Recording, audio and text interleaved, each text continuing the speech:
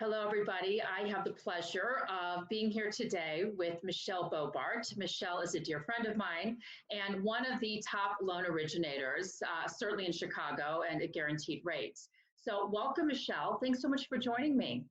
Thanks for having me, Katie. My pleasure. Well, you're an expert at this. I think you've got the Zoom calls down by now. So this is just something that's part of our new reality, right? Our new Yeah, normal. so we were all forced into a very quick study on Zoom and other Zoom-like programs. Absolutely. So as long as you just kind of keep away sometimes from these Instagram lives, that connectivity issues can cause a problem. So quickly, just, you have the opportunity to be joining me from a fabulous location. Can you just share where you are so we can all daydream? I am looking at the beautiful mountains in Utah. So looking at Park City one way and Deer Valley the other. So I feel blessed. I'm busy but blessed. As you should, as you should. So let's get to it. We're talking about the market, and I really wanted to speak to people who are maybe going to be first-time home buyers who might be Yeah. out there wanting information about this, and also that the trade-up buyer, what's happening in the market. I can certainly touch on this from a standpoint of the real estate end, buying and selling transactions. But from your perspective, can you just give us context into how the market's performing right now? Yeah, absolutely. So backing up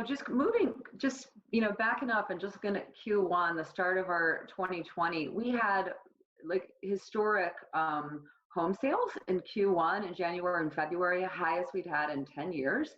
So we were Wow. literally moving into a very robust spring market. Everyone was excited. I had tons. I mean, I had several hundred people that had already been pre-approved, ready to go out and shop. And so when COVID hit, obviously it came out of nowhere. And I really just think the pause button got hit, but it isn't that the desire for making a life transition had changed with anyone. So essentially, obviously with coronavirus, everyone had to recalibrate. Everyone did a lot of adjustment with our lives, with our jobs, just acclimating to our new norm. And I think really more than ever, the coronavirus has really given people the opportunity to do some soul searching and really just to find what home is for them and what their needs are. And so what I'm finding now that we've been in this space now for over 6 weeks plus, that folks are really they're ready to re-engage. They're ready to, whether it's a first-time home buyer renting, and obviously in Chicago we've got some very nice full amenity high-end rentals, but if you can't use the common space, then it's not a great situation. And so people are really just looking out, people, renters moving into home ownership, finally ready to make that transition. And then obviously people who own homes are ready for that step up, just as they've increased their family and just looking at a new environment. Husband and wife saying, hey, what if we have to work again from home like we are now? We want acclimates, appropriate space to do that. So bottom line, I'm seeing a ton of activity, a ton of re-engagement in the last, say 2 to 3 weeks. Mm-hmm. People are ready to get back on the streets and start looking for homes. So where's your volume in comparison to where you think it would have been if COVID hadn't hit? And that's kind of curious from a context standpoint. I know first quarter was a strong quarter for all of us. COVID hit, there was a pause button. Where are you from a volume standpoint?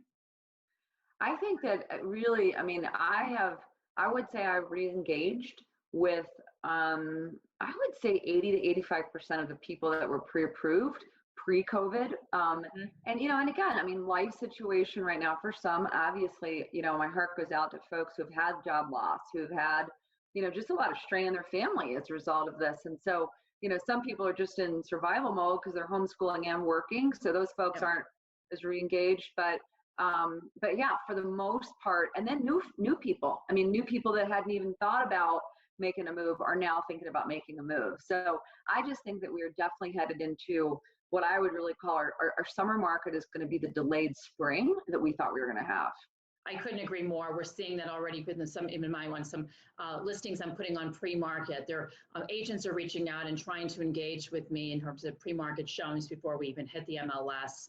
From a standpoint across Jameson Sotheby, certainly there's an uptick in volume and showing activity and new listing activity, and it portends to a very, very strong spring and summer market, which leads me to the next question. What is a step? What's the, we don't have to go through the process. I know so much has moved virtually. You did that before. Guarantee rate was virtual before COVID hit. What should a buyer looking for a pre-approval expect today in terms of the ease of securing a pre-approval? And then quickly touch on, especially up to close, what changes should they be ready for and prepared for? Yeah, great question. So yeah, just with the pre-approval process, so just breaking, I would say the loan category into two categories. So Fannie Mae and Freddie Mac, which back loans 510, 400 and under, and then anything above that is a jumbo loan. So speaking first to any loan that would, that you would take out that would be 510 or under, Fannie Mae loans, it's pretty much business as usual. The feds have come in, they have guaranteed buying an unlimited amount of mortgage-backed securities. So there is stability in that market. So any loan that is a conforming loan limit, a 510 and under, it's really business as usual. You still can go in, 5% down payment is kind of the minimum norm. They do even still offer a 3% down if your income is below a certain level. But so that is stable.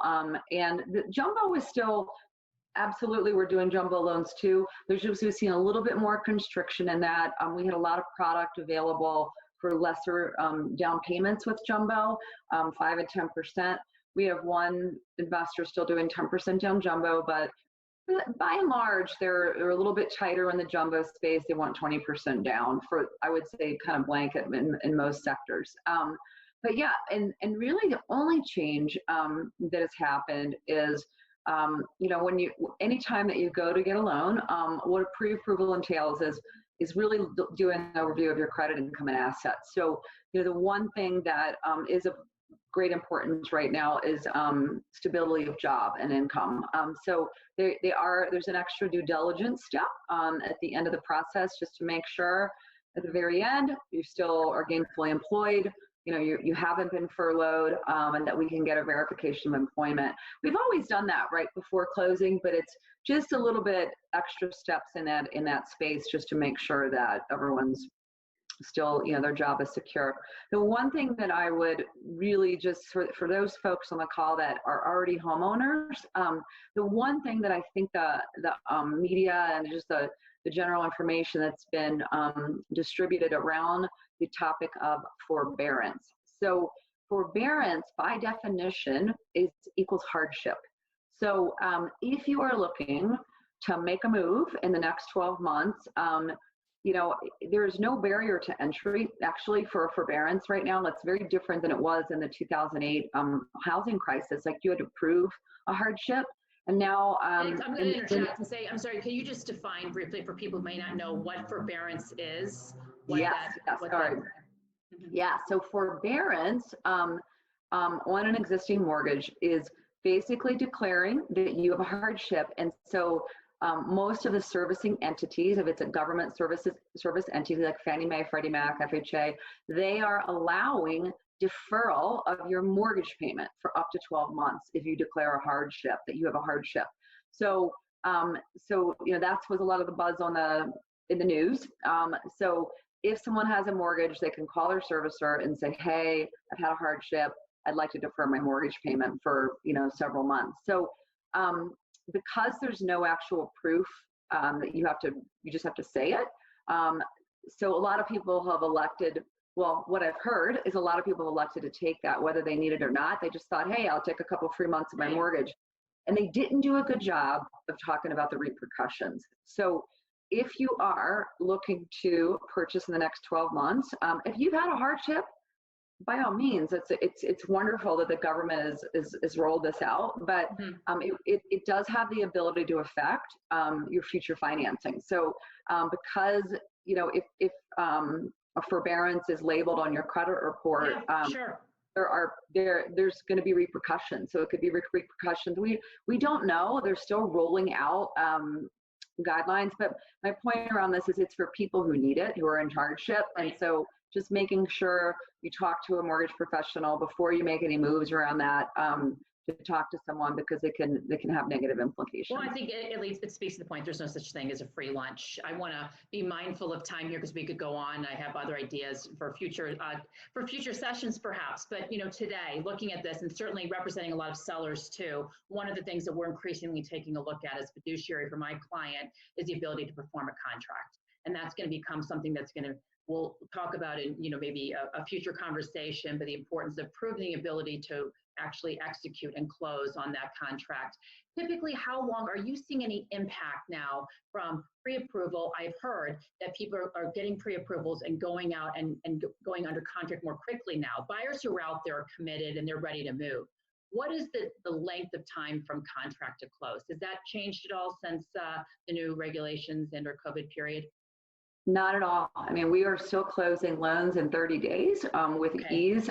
We, again, as you had mentioned, we have a completely human-free, no-touch mortgage from everything is done via DocuSign and digitally through the appraisal. The appraiser doesn't even have to walk in the door. They can do an external appraisal if it's a Fannie or Freddie loan, and then down to the closing table. It can be done remote via e-sign, e-closing, or a DocuSign process. So everything has been, my company, Guaranteed Rate, we had actually really set a lot of this up even before COVID. So it was a very easy pivot for us to transition into this, make things still smooth and seamless. So yes, answering question, all day, it can be done, a 30-day close. And we're just here to help support fostering a good transaction that's going to be a win-win for all parties. Sounds wonderful. So again, thank you so much for your time. We're going to have Michelle's contact information at the end of this. And of course, you can always reach out to me or to Michelle directly, and have a wonderful day. Thanks again, Michelle. Everyone. Okay, bye-bye.